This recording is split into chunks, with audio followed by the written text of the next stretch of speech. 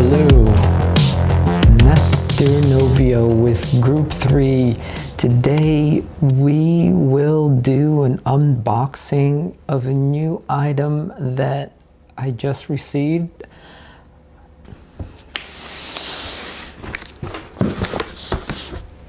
If you're interested in finding out what's in these boxes, there are two. Stay tuned.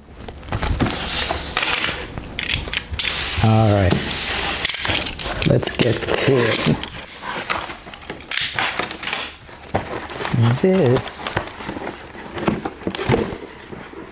is the new Sony A7C. So let's open it up and see what is in here.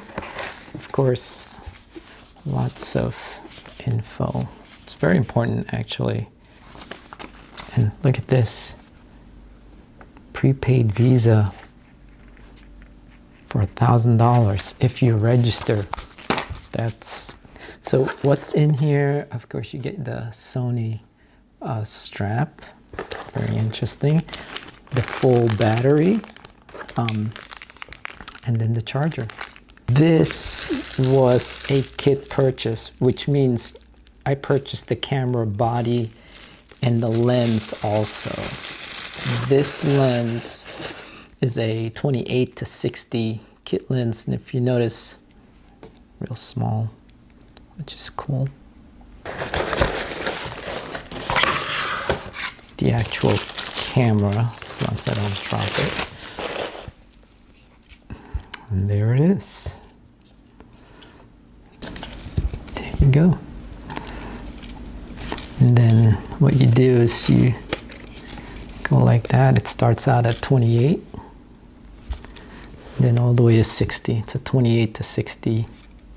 There you will see all the dials for exposure, whether you want to take pictures on automatic, manual, aperture, priority, shutter priority. There is a dial here that you can program, and then in the back are more dials. So one is the delete and play your video. The display, your auto focus is right there, and then the menu. Now if you notice, there's no eyepiece on the top there. The eyepiece is actually there. And this is the exposure for the taking of pictures, but right there is where you will press to start filming. And then here is where the battery goes. Boom. And then on the sides, now these doors here are new. It's a new design. In the previous model, the A7 III doesn't close that like this. It would actually flip. These are actual doors, which is great. Why did I purchase this particular camera? It has gyro data. Gyro data, Sony has a free software that you can download onto your computer, Windows or Mac. And when you upload your videos from this particular camera, the software will analyze where the lens and camera is in space.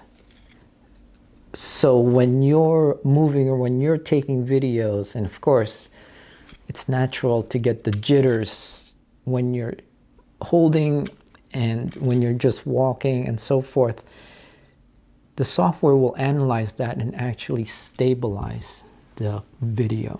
This camera does have IBIS, or in-body image stabilization.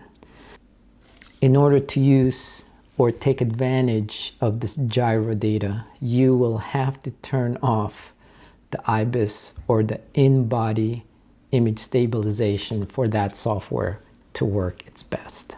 Second reason why I purchased this is the actual size. This particular one is a full frame camera, and what that means is the camera here, I'm not sure if you could see that, is a full frame sensor. Now that full frame sensor takes full advantage of low light capabilities. It does have a wider range of color, just the dynamic range is wider. It is a 24 megapixel sensor. This has the ability to do 4K 24 and 30 frames per second, as well as 60 frames per second and 120 frames per second. The other thing is that it does have a flippy screen. I call it a flippy screen. So supposedly you can get into these low angles, or if you're holding it low, you can twist it like this, or you can twist it all the way around, and then you can vlog with it. So, and then you could see yourself on that screen. Another reason is the record button is actually here. If you are vlogging, you can actually see where the record button is. In previous cameras, Sony A7 III, the record button was in the back, so you would have to fish around, where is that record button? Unfortunately, after some deliberations, I decided not to keep the new Sony A7C. One of the main reasons is the fact that the stabilization really wasn't that good. I was hoping the A7C with the Catalyst Browse software from Sony would stabilize the image. The problem was the actual workflow. I would export the images from the Sony camera onto a portable solid-state drive. Then I would hook it up to the computer. The computer would then have this special Sony Catalyst Browse software, app software, that technically it did stabilize the image.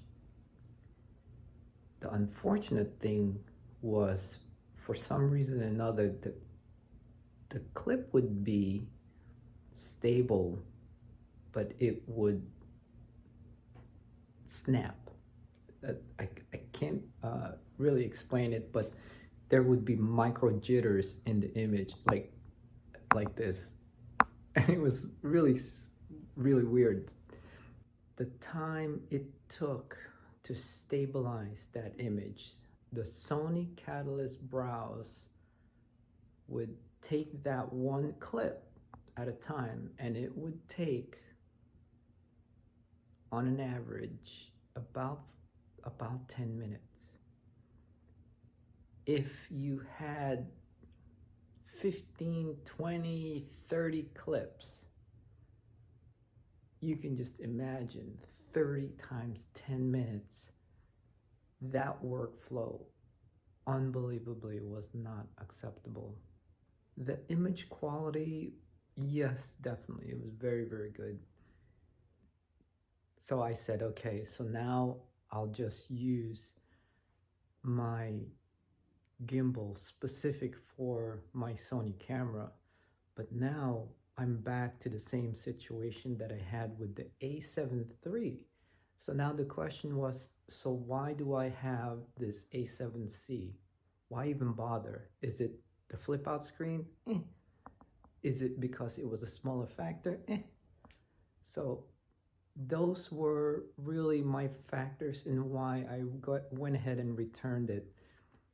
I'm now in the quest for finding the best vlogging camera I am going to try a new camera. If you are interested in finding out what camera I'm going to test next, stay tuned. See my next video. Anyway, appreciate your time. Hope you're having a great day and take care.